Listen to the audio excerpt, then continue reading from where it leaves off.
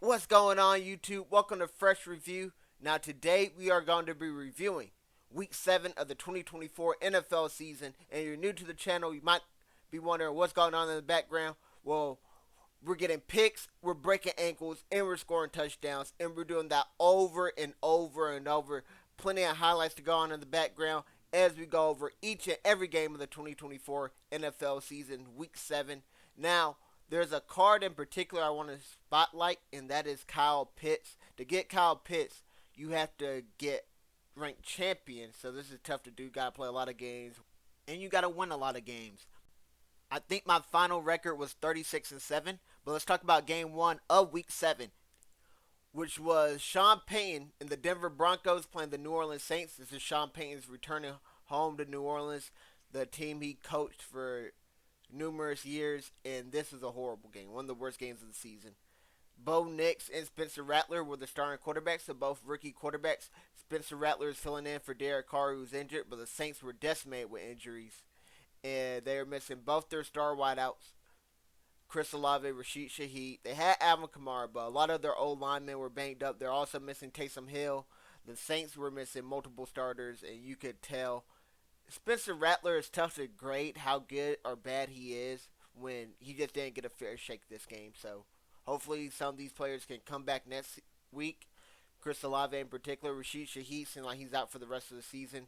So the Saints are a team that looked really good the first 2 weeks of the season when they beat up on Carolina and they beat up on Dallas. But Dallas and Carolina really aren't that good a team. So the Saints have lost five straight games now, and they don't look that good personally. And their cap situation is horrendous. So they might be in purgatory for the next 5 years. The Saints might not be. The Saints and the Panthers might be the worst two teams in the league next year, and they are in the same division. So that NFC South division could be in shambles. Now, on the Broncos side of things, Javonte Williams has his best game of the season. Bo Nix still looks okay. He had this interesting throw this game where he had Troy Franklin open deep in the end zone, and then he had his tight end open underneath. But if he hits either one of them, it's a touchdown. He threw the ball in no man's land. It landed right between both of them. That's a special talent. That is a special talent in Bo Nix. But other than that, Bo Nix, you see some good things, see some bad things. He's really great with his legs. He's great at extending plays and stuff like that. Bo Nix has potential, but he hasn't wowed me yet, as in Jaden Daniels or Caleb Williams have, right? So we have to see how Bo Nix continues to develop. His college partner, now teammate in the league, Troy Franklin, is getting more and more reps, and Troy Franklin had a solid game, best game of his career so far. Courtland Sutton doesn't do anything, though. He finished with a big old Krispy Kreme. He had that Gabe Davis stat line where you're just out there running suicides, wind sprints up and down the field, donuts everywhere. A baker dozen, 0 catches, 0 yards. Now, that's for the Broncos. So overall, this is a bad game. It capped off with a Broncos TD to extend their lead to 33-10. The Saints got a garbage time TD at the end, but none of that mattered. Overall, this is one of the worst games of the season. Not entertaining whatsoever. I would never want to see this game again. I'm giving this game a horrendous score of 8 out of 10. Now we're going on to our next game, which is the Jacksonville Jaguars take on the New England Patriots. This game was in London, so the Jaguars stayed over in London. They had an unfair advantage. The league might have to look into this, but nevertheless, Tank Bigsby filled in for Travis Etienne, who was hurt due to a hamstring injury. Tank Bigsby was amazing this game. He goes for over 100 yards on the ground, scores a TD. Brian Thomas Jr., their other rookie, not their other rookie, but their rookie wide receiver, first round pick. He has been balling. He has another great game. He goes for 89 yards, 5 catches, and a touchdown. I know a lot of dudes are praising Malik Neighbors' performance, but I think Brian Thomas Jr. has been the second best wideout in this class so far, even better than Marvin Harrison Jr. Now, I know the stats won't show, but even Trevor Lawrence has a solid game, because he only played really one half. In the second half, they ran the ball, I think, even 20 straight times at one point. They just kept running the ball because there was up so much this game. But New England had Drake May. Drake May had a solid game, in my opinion. He goes for 276 passing yards. He's able to extend plays, get some rushing yards and stuff, so he has rushing capabilities. He also gets a couple of touchdowns.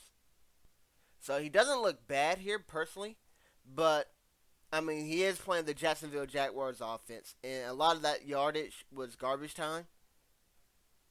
Now, they did take a quick 10-0 lead, but once Jacksonville got rolling, they got rolling nonstop.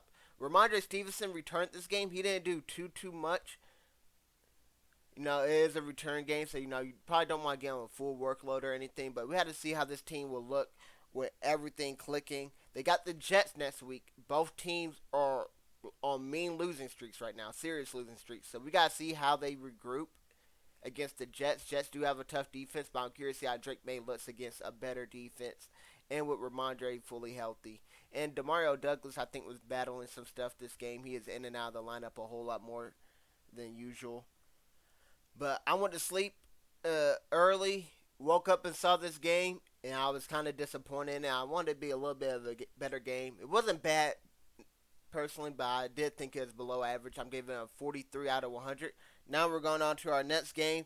This was the evening slate, and we're starting it off with the Seattle Seahawks taking on the Atlanta Falcons. Now, these were two of the leading passers in passing yards. Kirk Cousins and Geno Smith were both top 5 going into this game. And I expected this game to be a whole lot of fireworks, but it is kind of a letdown. Kenneth Walker, Bijan Robinson, Drake London, DK Metcalf, like I said, with the passing leaders. I mean, there's weapons on both sides, but the score was 34-14.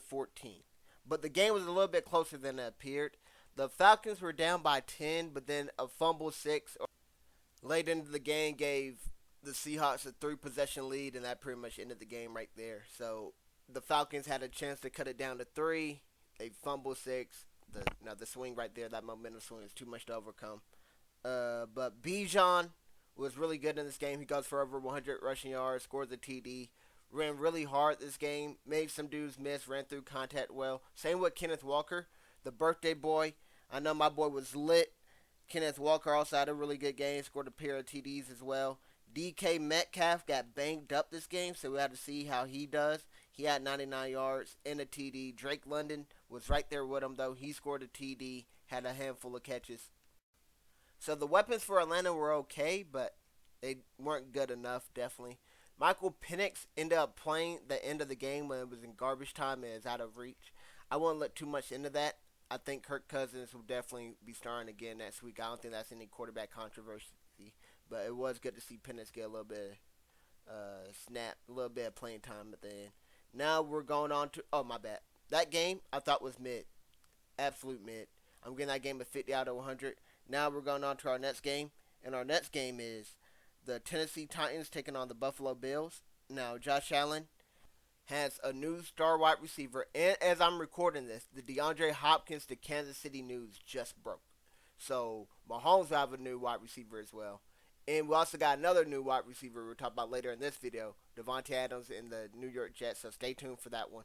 But this game here, Josh Allen gets Amari Cooper, and this opened up the offense for everybody. Josh Allen has some really good weeks so far this season, but I think this is his best week passing-wise. He goes for over 300 yards. Keon Coleman has his best game of his rookie season. He was their first pick. The first pick of the second round, the wide receiver they traded with Kansas City picks with and stuff to go get. He gets 125 yards receiving. And there's this one thing where they showed after the game, they talked a little bit about it. Cooper is on the team. Cooper scores his TD. And Coleman kind of helped him out on the play and stuff. And Coleman's like, man, he knows the play. I ain't had to help him and stuff. So, I mean, great answer there by Coleman. That's a veteran-like answer.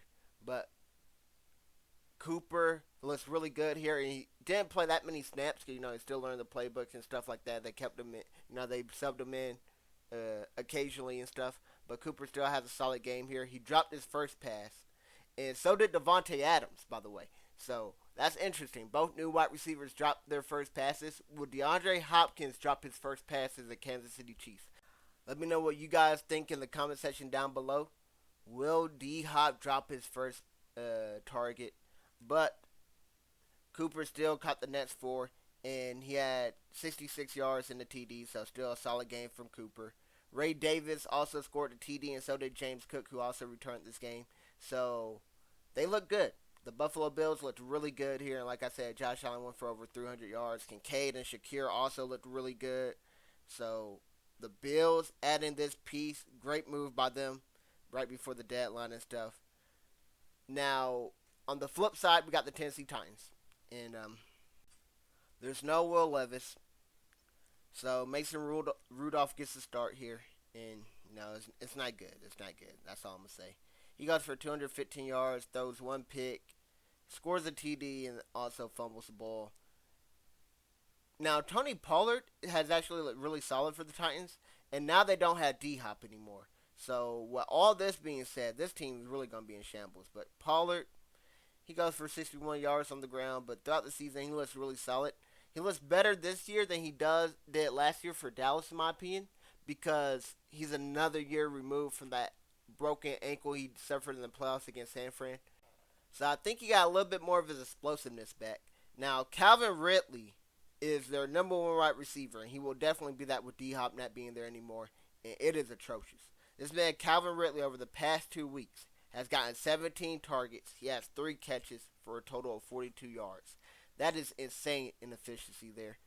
Now, I just don't know what the Titans are going to do. The good thing about the Titans, they got at least one win, right? So there's no team that got to worry about in the league currently. They got to worry about going straight defeated like how the Cleveland Browns or Detroit Lions did. But there's also no future for this team because, like, I know Cam Ward is a great quarterback, but I'm not sure he can save this squad. I know Shador Sanders definitely ain't going over here. Deion's going to say, hey, boy, listen here. You got to stay another year. I can't let you go out there to Tennessee. I know how Deion's going to do it. He is not letting Shador go to Tennessee. So I don't know what Tennessee can do to fix their situation. Like I said, I think I said it last year about one team. They going to need Jesus. All right, they're going to have to call on Jesus because there ain't no owner, no player, no GM that can fix this laughing stock that is the Tennessee Titans right now. If you're a Tennessee Titan fan, I do feel bad for you, but I am playing in your jerseys right here. So, I mean, if you ever want to see your team look good, just look at these videos, okay? It ain't going to happen in real life anytime soon. 2030 might be your year to make the playoffs. That's about it. You ain't going to the Super Bowl in 2030. You might go to the playoffs in 2030. You might. Because the Texans got that division unlocked for the next few years. The Jaguars are going to be right there behind them. The Colts are not an incompetent franchise. They might bounce back. They might be a quarterback away or so. But, man, it's tough to be a Titan fan right now. But I thought this game, it was good to see Amari Cooper out there and stuff, but I thought this game was slightly below average. I'm going to give it a 42 out of 100. Now we're going on to our next game. It's the Cincinnati Bengals take on the Cleveland Browns. And I'm going to start by saying this. Last week, I did a rant on Deshaun Watson, or maybe a couple weeks ago, about how bad the Browns are and this, that, and the third. And I'm going to say it like this. I don't ever want to see an injury. Now, the fans booed or cheered or whatever they did when they saw Deshaun Watson go down. He ruptured his Achilles. He's out for the season. Possibly career ending for him because he had been playing bad. In his contract, the way that's set up, he got a check in his savings, and he's getting millions upon millions going into both his checkings and his savings. So that man is that man ran a lick on the Browns. So the Brown fans are rightfully pissed that you are making this much money, and they think they got a championship caliber defense. They seeing how good Flacco was at a fraction of the price last year. And then they look at you and they're like, bro, you're worse than Baker, who we let go to go get you and stuff. And they had to trade away our future to get you. And you're this bad and stuff. And they boo him when he gets injured. And then, a lot of players, even LeBron came out. So a lot of players on the team. And then people from different sports, even LeBron's the NBA player. He comes out, he voices his opinion on the fans booing him. And as an Eagle fan, Michael Vick is somebody we got, right? And Michael Vick had a scandal or a situation as well. But people are willing to forgive and forget. Or mainly just kind of forget and just not talk about it if you're good enough, right?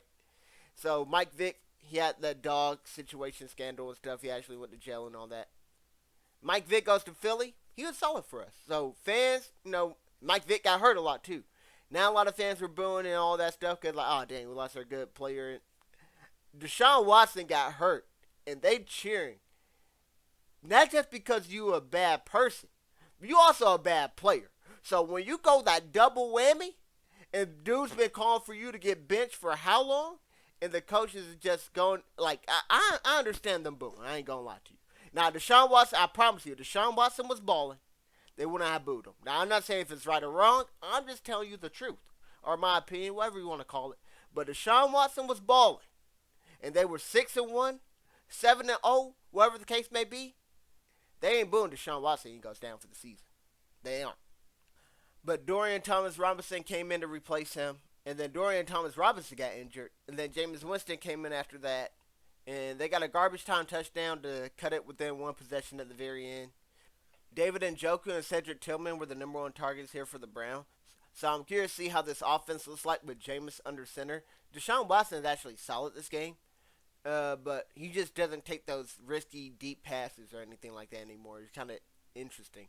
Where I think Jameis Winston definitely will. So I'm curious to see if the offense will improve. I think it will, actually, which is kind of ironic. Because I'm not sure Jameis is a better quarterback than Watson or anything like that. But it just seems like when any quarterback other than Sean Watson is in the Cleveland Browns offense, it looks like a capable offense. Now, Nick Chubb also returned this game. He didn't do too much, but he did have a touchdown, so that's good for him. 11 carries, 22 yards. Now, on the flip side, we got the Cincinnati Bengals. Joe Burrow didn't have the best game or anything like that, but he kind of didn't need to. They were up most of the game. They tried to run it a lot, but they couldn't get much going with Chase Brown or Zach Moss. But it seems like Chase Brown will be the starting running back moving forward. He has been more efficient than Zach Moss this season. So Chase Brown will be the starting running back, it seems like. And T. Higgins has another good game. He's been great since he returned from his injury. And this is a contract year for him, so I'm curious to see if he can keep this momentum going and get paid. And you see why a lot of these wideouts hold out. Because the Brandon Ayuk injury happened, and T. Higgins, that's a possibility for him as well. It'd been tough if Brandon Ayuk didn't hold out and he didn't get paid, and he suffers that injury. So T. Higgins held out, didn't get paid. He is playing now. So I'm curious to see. Hopefully T. Higgins doesn't get hurt and miss his opportunity to get the bag. But he has been balling. And that game I thought was a bad game. Even though the score doesn't show it. See a tough injury. See the crowd do what they do. I got to give it a 29 out of 100. Now we're going on to our next game, which was a Game of the Year candidate. We got the Houston Texans taking on the Green Bay Packers. Now, this game was going back and forth. Joe Mixon goes for another 100-yard game. Nico Collins is being missed here by the Texans. Stephon Diggs and Jair Alexander got into it before the game. During the game, Diggs was nowhere to be seen. Same for Tank Dell. But maybe it's because the O-line for the Texans just can't protect this man, C.J. Stroud, whatsoever. Because, oh my goodness gracious. C.J. Stroud goes for 86 passing yards. One of the best quarterbacks in the league. Does not go over 100 passing yards. Now, the Green Bay's defense is underrated in my opinion. I think they do have an underrated defense. But 100 passing yards is like the over-under. Will Levis could play the defense. We got the over on that, right? 100 passing yards, CJ? We can't go do that. But Mixon does go over 100 on the ground, like I said earlier. Scored the TDs. Another good game for Mixon. This game came down to the wire. The Texans took a field goal to go up. The Packers had to go get a field goal late, and they do. So they get the game-winning field goal. So a lot of lead changes, especially towards the end. Romeo Doubs is the man here for Green Bay. So he was the number one wideout. He had 94 receiving yards. Jaden Reed has the most silent game of the season so far for his standard. He only had 10 total yards. It's tough to determine who's going to be the number one wideout in Green Bay. It could literally be any four of these wideouts on any given week. Because Jordan Love spreads the ball out so much and stuff. So Jordan Love does get the game-winning drive here. Overall, I thought this is the game of the week. Quality type stuff. I'm giving an amazing score of 93 out of 100 though. I want to see a little bit more better plays, especially from the Texans side and stuff like that. But this game did have a history-making moment. Josh Jacobs gets his first career receiving touchdown.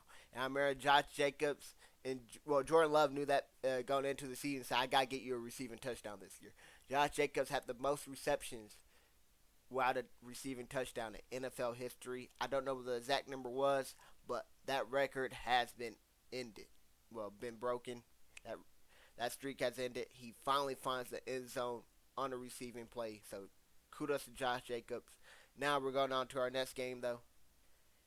That is the Miami Dolphins take on the Indianapolis Colts. Now we had Anthony Richardson here and Tyler Huntley, and these were two bad quarterback performances.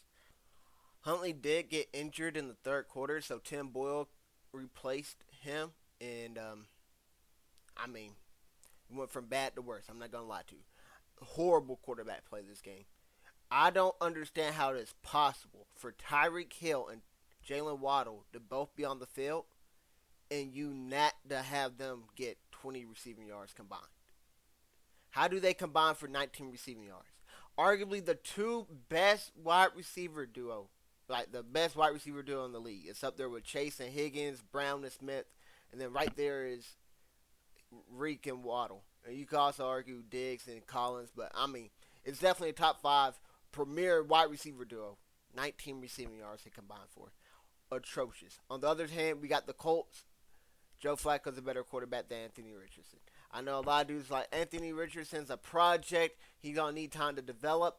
I'm not taking a project, a developmental piece at pick number 4 and then making him the starter the first game of his career and then making him the starter the second season when you get a vet. That's obviously better. You're a Colts fan. I mean, maybe when Jonathan Taylor comes back, the offense can get better. Right? That was my understanding. But then I'm looking at it like, well, shoot, Jonathan Taylor could help him. You know, because the defense got to focus more on Taylor and then stack the bots. They'll leave easier throws to make. But, I mean, he's missing open dudes regardless. I mean, it's not like dudes ain't getting open because I just don't understand, bro. It's a bad situation to be in. This is a bad game to watch. Really, really bad. Now, what made it good was it came down to the wire. But like I said, a Tim Boyle game-winning drive is not happening. I'm not trying to watch this. He needs a touchdown to win. And so this was a really bad game in my opinion. But I'm just going to give it a bad score because at least it is close enough where I'm going to give it a 26 out of 100. Now we're going on to our next one, which is the game of the week and a potential game of the year candidate. The undefeated Minnesota Vikings take on the Detroit Lions. This game is for first place in the division. And, oh my goodness, they'll live up to it. Now, the stars showed up and they showed out. And we're going to start with the Lions here. So, normally the Lions have that great dynamic duo at running back. They call it Rhythm and Bruise.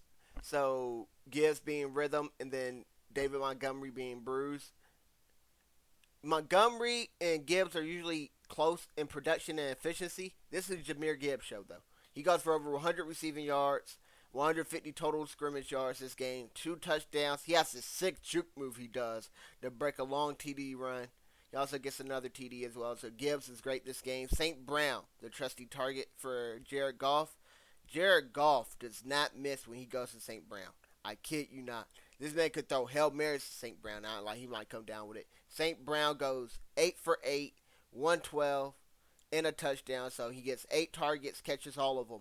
And for the past 3 weeks, every time Goff has looked to St. Brown, it has been completed. Khalil Shakir has an interesting stat as well. Where like Khalil Shakir is 29 to 30 when Josh Allen targets him this season. So that elite efficiency is great to see. Right? That means you and that quarterback have great trust and chemistry and a great connection, great rapport there. So St. Brown and Goff looking like a great dynamic duo. But of course we got to talk about Sam Darnold and Justin Jefferson, who Justin Jefferson of course is going to do what he does. He goes for 7 catches on 81 yards and a touchdown. He got targeted 8 times this game. So that's a good game for him. Aaron Jones on the other hand, an absolute baller he is. He returns from injury. Or maybe I should say recover from his injury. He tweaked his hamstring right before the bye week. So that bye week gave him time to heal. Came back this game. Looked really good. He had over 100 rushing yards. 100 total yards. He had 93 rushing yards, 23 receiving yards. Also got a rushing TD. So he was very productive. But overall, great game. Went back and forth. Came down to a last-second field goal. It's similar to the Texans and Packers game. But the difference between these two games is that this game had the players playing at an elite level, where Texans and Packers, Jordan Love threw a bunch of picks and stuff like that. And now I feel like the players didn't all bring their A game. This game, on the other hand, they definitely did. Plus, it's a divisional rivalry game, so there's more on the line here compared to the out of conference game. I'm giving this game a spectacular score of a 99 out of 100. If you are a Viking fan, you have a lot to keep your head up about. You should be very confident on how your team looked here. It's a disappointing L, but you'll see them again. Maybe you can go to Detroit and play spoiler. If you're a Detroit fan, you take the lead. Your team is looking really good, even without Aiden Hutchinson. Now, TJ Hawkinson missed this game. I can't wait to see the TJ Hawkinson revenge game. He will be returning back from injury. He's projected to come back this week, but probably next week at the latest. So TJ Hawkinson revenge game in Detroit could be for the division. Can't wait to see that one. But let's go on to our next game. That game's getting a spectacular grade of 99 out of 100. Our next game's getting nowhere near that. As an Eagle fan, I loved it, but I got to be unbiased here. Eagles at Giants, Saquon revenge game. Saquon ran all over these boys. He averaged 10 yards a carry. Every time he got the ball, I thought this man's breaking a big run. He had 3 big runs this game for over 20 yards. Scored 1 TD. I thought they should have gave him 3 TDs. We did a couple tush pushes. One was on 4th down, so I understand that tush push. But I think we should have gave Saquon the ball more and let him really hit the Giants in the head with it, because Saquon's such a cool guy, though. Towards the end of the game, Saquon was 13 yards away from having his career high in rushing yards. And Nick Sirianni's talking to him on the bench, and he's like, Saquon, man, you want to go back in? I want you to go get that career high against your former team and all that. Saquon's like, nah, man, let the young boys eat. He's like, yo, man, you sure? Saquon said, yeah, go ahead and let the young boys eat. So shout out to Saquon, humble dude. But A.J. Brown, Jalen Hurts, that connection, dynamic duo. 4th down, we throwing bombs out here. On 4th down, it happens a lot on Madden. You can see on my highlights. On 4th down, 4th and 1 at midfield or something, a lot of dudes play the sticks like it's the end zone, and they give up a deep bomb over the top because they think you're only going to throw slants or a drag route. We throw this beautiful deep ball to A.J. Brown. He toasted his man for a TD. A.J. Brown, Jalen Hurts is a dynamic duo, but unfortunately it's coming at the stakes of Devontae Smith and Jalen Hurts. So Devontae Smith is like the odd man out right now. Hopefully we can get him back involved. Dallas Goedert missed this week due to a hamstring injury. I expect for him to miss next week as well. Backup tight end didn't do too much. Now we could go to Malik Neighbors and the Giants on the other hand. Tyrone Tracy played a lot of the snaps here, with Devin Singletary even coming back. So I don't know if Tyrone Tracy will be the starter for the foreseeable future, or they just didn't want to bring Devin Singletary back into a full workload. Malik Neighbors, superstar wide receiver, top 10 pick in the draft this year, has the worst game of his career, returning from the concussion he suffered on that Thursday night game against Dallas. He goes for 4 catches, 41 yards. He got targeted 8 times. So it's not really a bad game per se, but he's been so explosive. You kind of expect for him to eat up against the Eagles defense, which has been lackluster to say the best. But there's a lot of sacks in this game. So for both teams, the Giants D-line got through on the Eagles O-line, and the Eagles D-line got through on the Giants O-line a lot. So the trenches, it was a great battle to watch. But overall, Eagles look dominant. We go on to face the Cincinnati Bengals next week, and that should be an amazing game. I can't wait to see that one. Let me know who you guys predict to win that game in the comment section down below. But I thought this game was well below average. I'm giving it a 32 out of 100. Now we're going on to our next game. It's the Raiders taking on the Rams, and I did not see this game. I was in the process of driving. I might have fell asleep during this game or something. I don't even know. But overall, and I just looked at the time, and I have been yapping. So I'm going to go ahead and start speeding it up. So we got the Raiders taking on the Rams for the next one.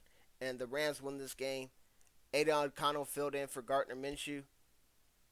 As you expected, it wasn't a great filling in process. Matthew Stafford still looks pedestrian without Cooper Kupp or Puka Nacua. Cooper Kupp is expected to return this Thursday against the Minnesota Vikings, so I expect for this Rams offense to take a bigger leap. Kyren Williams has been who they've been relying on the most.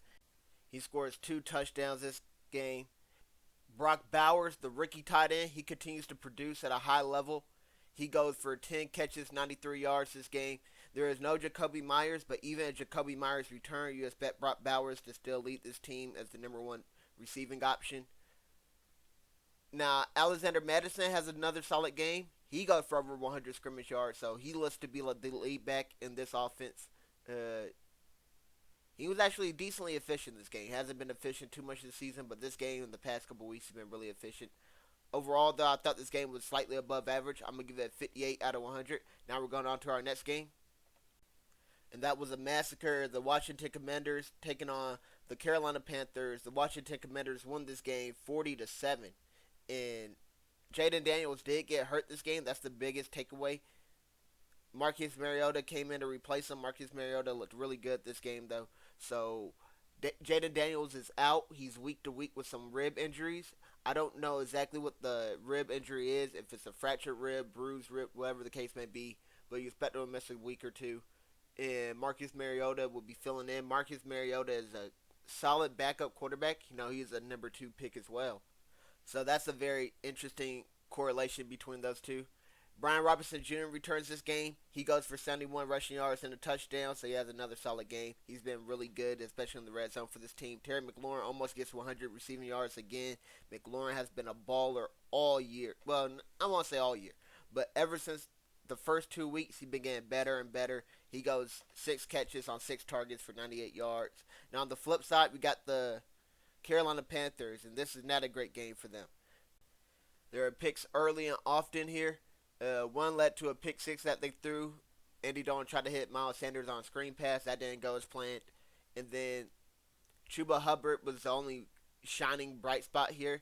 He had 52 rushing yards and a touchdown. Other than that, this game was abysmal. Bryce Young did get in at the end of the game during garbage time. I don't know when they would make the switch back to Bryce Young, but I expect for that to happen soon. Jonathan Brooks could be coming back next week, so there's a silver lining there.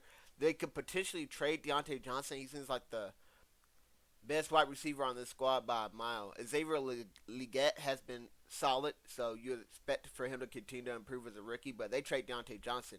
I think this offense could go right back into unseen territory, just being straight poverty. So we have to see what they do there, but hopefully Jonathan Brooks could give this team a spark, but I don't think running back is the problem. Chuba has been very good filling in for Jonathan Brooks. That's why they haven't been trying to rush Jonathan Brooks back or anything. Chuba been playing so well. I don't know what this team needs to regroup and become better, but I think I told y'all. I think they need Jesus. But other than that, I don't know what else they need, but they got a long road ahead of them. This was a truly awful game. I'm giving it a 12 out of 100. Now we're going on to the Sunday night game. This is the New York Jets. I missed a game. This is the Super Bowl rematch here. We got the Kansas City Chiefs and the San Fran 49ers facing off here. This game was in San Fran. And there's a lot of turnovers here, especially by the Niners. Kareem Hunt scores a couple of touchdowns, so he gets 78 rushing yards. Mahomes also gets a rushing touchdown. And Travis Kelce doesn't do too much this game. George Kittle, the people's tight end, has a solid game. He goes for 92 receiving yards. But the biggest story here of this game is Deebo Samuel not being able to play. He had pneumonia and stuff, so he was sick. He was in and out of the game. Then he missed most of the game. When he finally did go out, he is out permanently. He had pneumonia, so hopefully he gets well. But the bigger story is Brandon Ayuk out for the season, torn ACL and another ligament. Can't remember which, but he tore 2 ligaments in his knee. He's out for the season. Hopefully he can make a speedy recovery and come back in time for the start of next season. But this is why he held out to get that money. He wanted to have his future secured. Unfortunately, he will be out for the season, so the Niners cannot catch a break. No McCaffrey, no Debo, no Ayuk now. So, they're on the next man up. Hopefully, Jawan Jennings can step up. He did so in week 3. They will need him to do so continuously. They got Ricky Pearsall back this game. He got shot earlier. He's a rookie first round pick. He got shot, made a full recovery. He's out there on the field now, so great to see him playing. Hopefully, he can step up as well. He's going to have a big opportunity ahead of him. And on to the Chiefs. It's crazy how they don't have Pacheco. They don't have Rashee Rice. They don't have these players, and they still just keep finding ways to win. Patrick Mahomes and this defense are just that good. even when they don't play great, they still play better than everybody else. It's actually crazy. It's like I don't think the Chiefs played their best game all season. It seems like they're beating a lot of teams with their B and their C game, and that's very concerning for the rest of the league. But overall, the Super Bowl rematch I thought was kind of mid. I'm gonna give it slightly below average. Kind of didn't live up to the expectations. Definitely wasn't as good as either of the Super Bowl prior that these two faced off in. I'm giving it a 48 out of 100. Now we're going on to our next game. That is the Sunday night game. We had the Jets taking on the Pittsburgh Steelers. This is Devontae Adams reunited with Aaron Rodgers here. I expected for this to be a great game, or at least for the offense of the Jets, and it was not. They scored 15 points in the first half, got shut out in the second half. Pittsburgh's defense was locked and loaded. Adams and Rodgers were now on the same page in the second half. They go 0 completions, 3 targets. Adams did drop his first catch. I mentioned that earlier. Garrett Wilson still has a solid game here, so I'm curious to see how the ball gets spread around. But the biggest story here is Russell Wilson returning. He has a great game. He was the cover athlete until the Monday night game. But Russell Wilson comes back here against an elite no-fly zone type defense in New York. He goes for 264 passing yards, 2 passing touchdowns. He also gets a rushing TD in there, so 3 total touchdowns for him on his Pittsburgh Steelers debut. He filled in for Justin Fields. A lot of dudes were concerned how the first quarter started. Like, oh, Fields should have started. By the second and third quarter, those concerns all went away. Mike Tomlin made the right decision in starting Russell Wilson. And George Pickens has his best game of the season. He goes for over 100 receiving yards and a touchdown. And Najee Harris also goes for over 100 rushing yards and a touchdown. Jaylen Warren returned this game, but it was really the Najee Harris show. We had to see how that dynamic continues in the future. Now, for the Jets, they are on a 4-game losing streak with no end in sight. They got the Patriots next week. They got to win that game. That's a huge game because their schedule will begin to get tougher and tougher. So, overall, I thought this was a slightly above average game. I'm going to give it a 52 out of 100. Now we are on the 2 Monday night games. There's a doubleheader. And I will actually start with the Chargers and Cardinals first. This game was back and forth. Wasn't very entertaining in my opinion for how close the game was. The Chargers did nothing but kick field goals all game. So they got into the red zone a bunch of times. Got into field goal range. Dicker, the kicker, goes 5 for 5 on field goals. Justin Herbert and the wide receiver options look okay. He passed the ball around really well to different targets. But Kyler Murray had the highlight of the game when he got loose for that TD run. He got another 40-plus yard TD run. So I'm not sure if these are his 2 longest TD runs of his career or not. But Kyler Murray was on the loose again down the left sideline this time instead. Against the San Fran defense, he broke down the right sideline. Against the Chargers, he goes down the left for a TD. Connor does well. He goes for over 100 scrimmage yards. He fumbles, but they gladly do recover. If they don't recover one of those fumbles, that kind of been a turning point in the game. Connor has been dropping the ball on the ground a lot lately. Marvin Harrison Jr. doesn't play that great. He drops a pass, but they still win the game. He dropped a pass in crunch time. They got a questionable, unnecessary roughness call, which when you look down replay, it kind of makes sense. But when I saw it live, I was like, ooh, I don't know about that one. So, I mean, it wasn't a bad call by the ref, but it wasn't like a crazy hit where game on the line. That's a tough call to make. But the referee, you could say, made the right call, so no complaints there. Unfortunately, the background had to reloop the footage, so my apologies about that. I didn't expect the yap for 40-plus minutes. But overall, the Cardinals keep their season alive by advancing to 3-4. I don't expect too much from this team. And I don't expect too much from the Chargers either, but the Chargers really need this game. This would have been a great game to increase their playoff odds. Losing this one, which is a game they should have won in my opinion. That is a tough one. But overall, this was a great game in my opinion. I'm going to give it 84 out of 100. Came down to the wire. Game-winning field goal by the Chargers. And now we got the game I want to talk about because we got the cover athlete here. We got Lamar Jackson. This man is so great. He is the MVP front runner right here. He is a cover athlete. I believe in Big Truzz. And my Super Bowl prediction before the season was the Eagles winning. I'm a biased Eagle fan. I will not lie to you. But if I had to pick right now, I would say the Ravens. I think the Ravens are playing the best in football. They are actually my number 1 seed.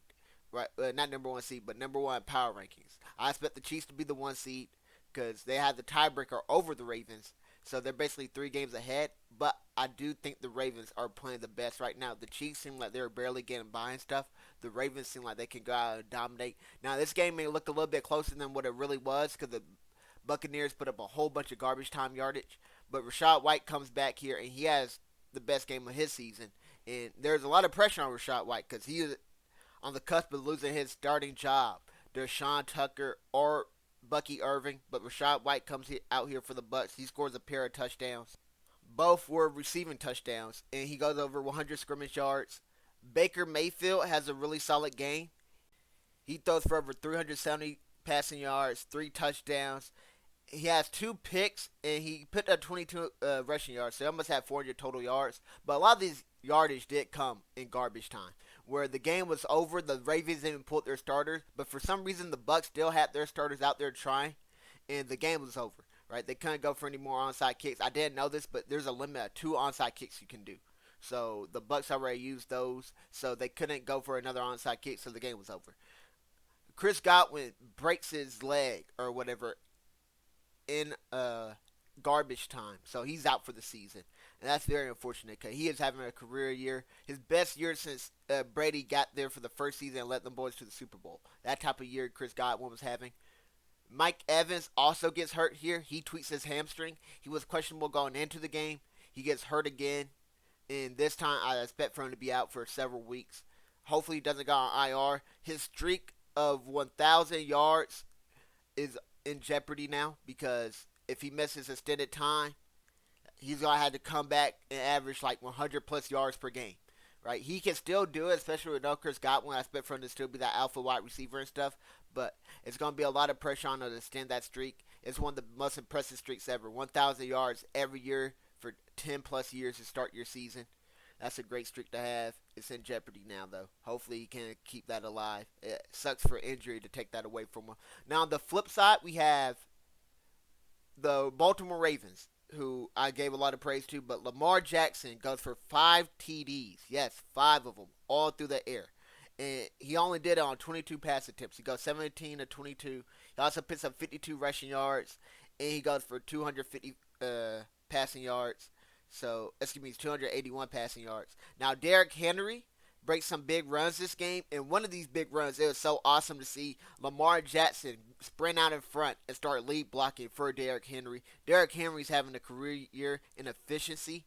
Oh my goodness. I expect for him to do great in Baltimore, but this great at this age, this man is a sure first ballot Hall of Famer. And I try to prevent having multiple teams on the thumbnail, but I kind of feel like I've been robbing the Ravens. They could have had Derrick Henry or Lamar Jackson on previous weeks be the cover athlete. The Ravens are definitely a contender to get 2 cover athlete players this year. So Derrick Henry could very well be a cover athlete player. He had 169 rushing yards this game, and he also got a receiving touchdown. So it's the second receiving touchdown of the season. You don't expect Derrick Henry to be that much of a receiver, but he can, surprise you occasionally. He gets a receiving touchdown here on the flat and takes it in. So overall, I thought this team looked really good. Mark Andrews finds the end zone, so Mark Andrews and Lamar getting that connection back, and this team is the best team in the NFL in my opinion. But you disagree, let me know who you think is the best team in the NFL, and you're here this far in this video. I'd like to apologize for yapping so much, but I will give you this Easter egg. Let me know you made it this far by putting the shh, the little silent emoji, whatever. Let me know you put that in the chat to know that you made it this far. I will be doing a $10 giveaway on week 10. So my week 10 NFL video, I'll be doing a $10 giveaway. Why? Because we have went over 1,000 total views on the channel. So a lot of people have been liking, watching the videos and stuff. So I appreciate you guys. I want to get back to you guys. So we went over 1,000 total views. I'm giving away $10. If we can get to 100 subs, I will also give away another $10.